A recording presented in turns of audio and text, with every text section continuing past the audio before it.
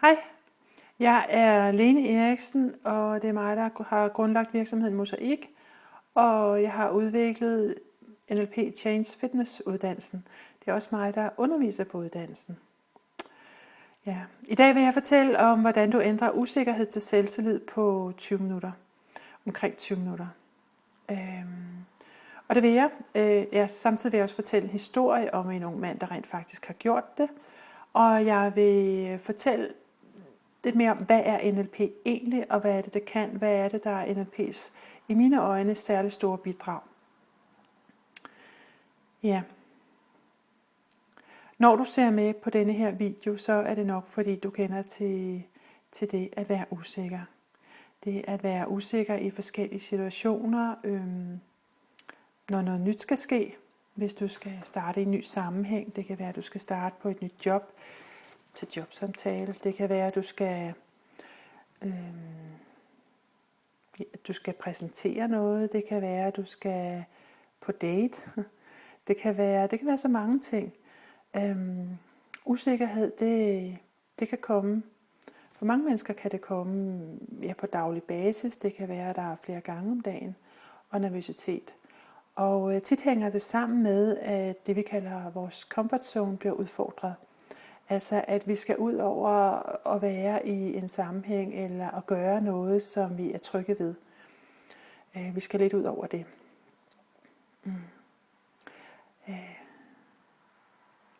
Og hvis du kender til det, så ved du også, hvor hemmende det er. Hvor meget det egentlig kan koste, både socialt, men også opmærksomhedsmæssigt. Altså hvis vi allerede sidder og er super nervøse, eller står og nervøse, så er der bare en masse af vores energi og fokus og overskud til opmærksomhed, der er væk på forhånd. Så det har nogle store konsekvenser for rigtig mange mennesker at lide af usikkerhed eller overdreven nervøsitet. Ja. Men hvis du har det sådan, så vil jeg sige, hæng på og lyt med, fordi der er ret enkle værktøjer, som jeg fortæller om i dag, der kan vise dig en vej ud af det. Men først så vil jeg lige vise dig udsigten herfra, for den er jeg meget glad for. Du se her. Det er udsigten fra mit lokale på Frederiksberg. Udsigten her fra Dalgas Boulevard. Udsigten ud over trætoppene, og måske kan du se tårnet derovre fra Zoologisk Have, og himlen, ikke mindst. Ja, så det her, jeg går på arbejde hver dag, det er her, jeg underviser, og det er her, at mine kurser, mine individuelle sessioner og parsessioner foregår. Og jeg er vældig glad for, at på den måde at kunne følge årstidernes skiften, selvom jeg er i byen, og at kunne opleve den rigdom, der er i skønhed i bare i himlen i virkeligheden. Ja. Så men lad os komme tilbage til instant change, for det er det drejer sig om. Det vi skal snakke om i dag, det er, hvordan man meget hurtigt laver meget stor forandring ved hjælp af noget af det, som er i mine øjne NLP's allerstørste bidrag. Et værktøj, der hedder submodaliteter. Eller en opdagelse, kan man sige, der hedder submodaliteter.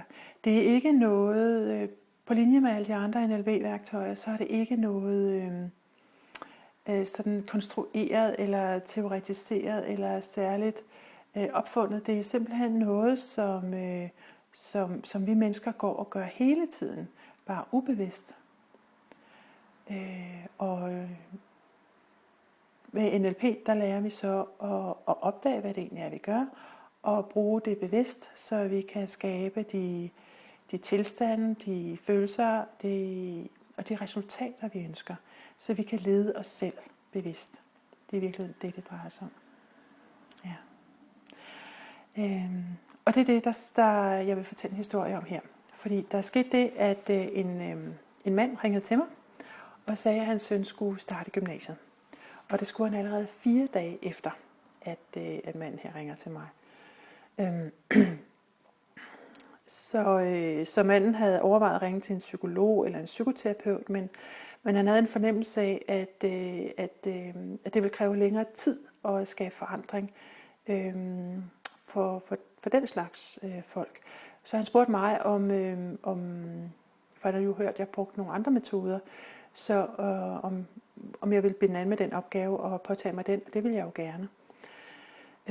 Så manden fortæller om sin søn, der har haft et til tider problematisk forløb i folkeskolen, hvor han har været kan vi sige, faldet bagud i nogle fag, og han har måttet kæmpe sig op. Så han har en erfaring med, at det kan være svært det der med at læse. Og nu står han så overfor at skal starte i gymnasiet, og han er simpelthen bange. Han er rystende nervøs, og han kan ikke sove om natten, og han sveder, og han har alle tegn på, at han er hunderæd. Ja.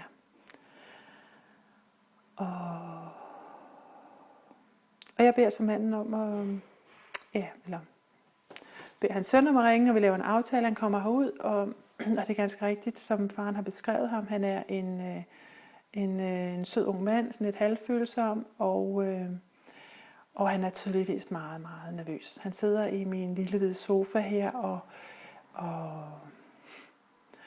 og sveder og ryster og har det rigtig, rigtig dårligt ved tanken om at skulle starte i gymnasiet 4 dage efter.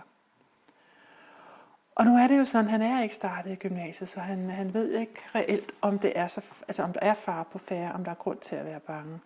Og han sidder også i mit lokale her, hvor det bestemt er meget fredeligt og roligt og er hunderæd. Så et eller andet sted kan vi sige, at hans reaktion ikke har noget at gøre med, hvad han er i. Det er noget, han skaber selv. Det er noget, han sidder der i min hvide sofa og skaber. Han er simpelthen... han har evnen til at gøre sig selv hunderæd, uanset hvad han er i. Han skaber det selv, og det hænger sammen med, hvad det er, der foregår på indersiden af ham. Hvad det er, han siger til sig selv, hvad det er, han tænker, hvad det er, han ser for sit indre blik, og hvad det er, han hører. Så efter vi har siddet og snakket lidt, der beder jeg ham om at lukke øjnene. Og jeg tror, han synes, det var lidt mærkeligt. Det gør de fleste. Men og jeg spørger ham så, hvad han ser for sit indre blik, og han rynker panden, og så sådan, jamen, han kan ikke sådan lige, skulle han nu se noget, og det var han ikke sådan bevidst om, at han så noget. Og pludselig opdager han, gud jo, det er da rigtigt, at når jeg siger, tænk på, at du skal starte i gymnasiet, så ser han jo noget for sit indre blik. Det vidste han ikke, han gjorde, men det gør han. Han ser et billede, og jeg spørger ind til billedet. Han siger, det er et billede af gymnasiebygningen, og den er grå. Så spørger jeg også, er den sådan i virkeligheden? Ej, det var den så ikke. Men altså, i hans udgave, på indersiden af hans hoved, for hans indre blik, der ser han en grå bygning. Jeg spørger, om der er andet på billedet. Jamen, der er sådan nogle boldbaner og noget græs. Altså, hvad farve har det græs der? Og så griner han lidt og siger, det er faktisk også gråt. Og vi finder ud af, at alt på det der billede, det er i sort-hvide farver, det er i grålige nuancer. Jeg spørger ham på en skala fra 0 til 10, hvordan han har det, hvor at 0 det er rystende nervøs, og 10 det er rolig og selvtillidsfuld. Og når drengen siger mig, at han er altså omkring 2 stykker, ikke? Han er meget, meget nervøs. Og vi går så i gang med, at fordi jeg nu ved, at de her indre billeder, og det indre billede, det er det, der hænger sammen med hans tilstand af angst og usikkerhed, så ved jeg også, at et andet indre billede vil skabe et andet resultat. Altså giver ham en anden tilstand. Så vi går i gang med at skabe forandringer for at forandre det her billede. Og det gør vi, jeg siger til ham, så gør græsset grønt. Så laver han græsset grønt. Og sætte naturlige farver på gymnasiebygningen. Og gør himlen blå, som himlen er i dag. Det var sådan en dag med blå himmel, han var der. Og i det hele taget, og for hver forandring han laver, så tjekker jeg, hvordan er det nu på en skala fra 0 til 10. Og for hver forandring bliver det bedre. Og til sidst, så ender han på, at han siger, jamen nu er han på sådan 8-9 stykker. Og så snakker vi om det er et godt sted at være, fordi om det er fint der. Fordi det kan jo... lidt nervøsitet er faktisk meget godt. Der er noget positivt ved også at kunne blive nervøs, også at kunne være lidt usikker, ikke at være helt sikker, fordi det skærper os, det gør os overvågne og nærværende, modsat sådan meget overselvtillidsfuldt og grænsende til det arrogante. Der kan man næsten, undlade at tage det alvorligt. Og da drengen jo har en historie af, at det ikke har været 100% nemt at gå i folkeskolen rent fagligt, så er det måske meget godt, at han lige er sådan lidt skærpet, når han starter. Og det er han sådan set enig med mig i. Så vi stopper der, og jeg laver sådan lidt andet, lidt hypnose og lidt andre ting rundt om det arbejde. Hvor vi starter lidt studieteknik og så videre. Men det er... Og det prøver vi resten af sessionen på. Men den egentlige forandring, hans ændring af nervøsitet og usikkerhed til selvtillid, den tager omkring 20 minutter. 15-20 minutter, vil jeg sige. Så ja, meget store forandringer er mulige på meget kort tid.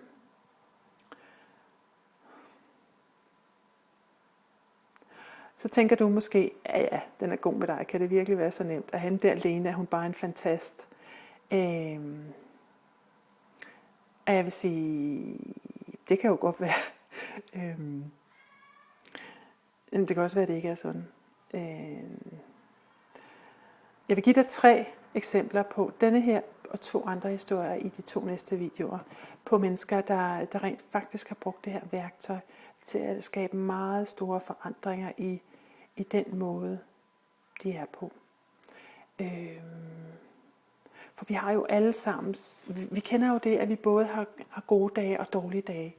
Vi har dage med overskud, og dage, hvor vi er fuldt ud tilfredse med os selv og vores indsats, og med måden, vi er sammen med andre mennesker, og det hele kører for os. Og så er der også dage, hvor det ikke er sådan, hvor vi falder i noget. Og det der med at kunne lede sig selv, guide sig selv hen i de tilstande, hvor vi er, som vi egentlig gerne vil være, det er altså meget nyttigt for langt de fleste mennesker. Ja. Der skete så det med denne her fyr. Jeg ringede jo så til faren og spørger ham om, eller siger til ham, at han lige skal holde øje med sønnen og være opmærksom på, at måske har vi lavet den fulde forandring her. Det kan også være, at vi måske kun har lavet 80-90% af forandringen, men at der skal mere til. Det kan reelt være, at der er noget andet, der spiller ham et pus, som vil dukke op efterfølgende. Og det er faren med på. Han skriver en mail til mig 14 dage efter, hvor han skriver, at alt er fint, det går godt, han har fået en rigtig god start på gymnasiet, han er rolig nok til, at han kan modtage undervisning, og han kan være sig selv og indgå i de sociale sammenhænge. Så det var bare godt, og det tog den der ene session. Det værktøj her, det ligger allerede på første modul af uddannelsen. Så ja, det er sådan set meget let at gå til. Nu kan det være, at du tænker, jamen det kan godt være, at det virker for andre, men det virker i hvert fald ikke for mig, fordi min udfordring er meget større. Min problematik det har jeg haft hele livet, og det kan man ikke sådan bare lige forandre. Ja, så vil jeg sige til dig, altså det kan godt være, at du har ret. Men jeg har bare et spørgsmål, og det er du åben over for at prøve?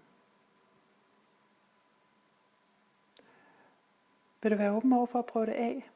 Vil du være åben over for at give dig selv den chance? At det her muligvis også er noget for dig? Også er noget, der virker for dig? Hvis du er det, så har du i hvert fald, så vil jeg give dig en gave, simpelthen. For jeg har speaket en audio, hvor jeg guider denne her forandringsteknik, så du kan bruge den i forhold til en konkret situation, en konkret et eller andet i dit liv, som generer dig, og hvor du godt vil være bedre til at være i en overskudssituation, i en overskudstilstand. Og den audio, den guide, den ligger på www.mosaik.dk, og du kan gå ind og få fat i den, når du tilmelder dig nyhedsbrevet. Så får du ganske gratis direkte i din indbakke et link til en speaket audio, altså det værktøj, som du kan bruge igen og igen til at skabe de her forandringer på forskellige konkrete situationer, som netop du står i dit liv. Ja, det er du meget velkommen til. Du er også meget velkommen til at lytte med på den næste video, der drejer sig om en direktør, der går fra altså instant change, fra at være irritabel til at være åben og rolig i forbindelse med bestyrelsesmøder. Og den tredje video, der drejer sig om en nyledig kvinde, der fik rullet hele sin fortid op, når hun skulle, blot hun tænkte på at søge et nyt job. Ja. Så der er masser af inspiration. Kig med på de forskellige videoer, gå ind og tilmeld dig hjemmesiden, eller gå ind på www.mosaik.dk og tilmeld dig nyhedsbrevet, så får du denne her speakede audio, så du selv kan prøve det af på din egen krop. For på en eller anden måde vil jeg sige, tro ikke på mig, tro ikke på nogen, prøv det selv, så ved du, om det virker for dig eller ej. Der er kun en måde at finde ud af det, det vil gøre det. Ja, tak fordi du lyttede med. Det har været en fornøjelse. Ja, ha' en god dag. Hej hej.